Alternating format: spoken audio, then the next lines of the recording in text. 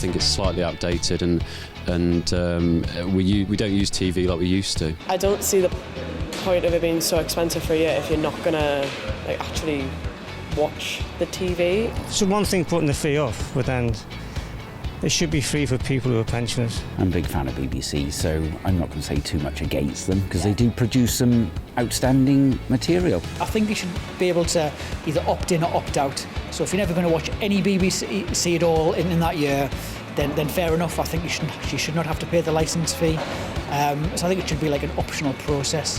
But I think because that higher quality content is there, I think a lot of people would still pay the licence fee. At the end of the day, the world sort of moved on from when things like the TV licence was introduced, and I think it might be slightly outdated. I don't use a BBC, but I also don't pay for a TV licence because I'm a student.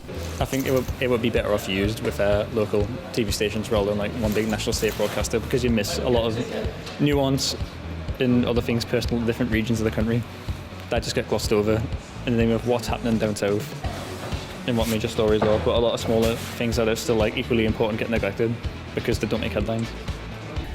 There was a lot of debate about it. There was a lot of people saying, well, hang on a minute, why do we have to pay for it, etc. So I've got to pay it, just like everybody else. But no, I feel that people shouldn't have to go to prison if they can't pay something. You've got to look at the rise of things like, online TV, like YouTube.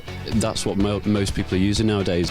I'm sure there's better ways to do it, and I don't think people should go to prison for not paying it, because some people either don't use the services or flat out can't afford it. BBC, I know they produce some good stuff, but why are they the only station that charge?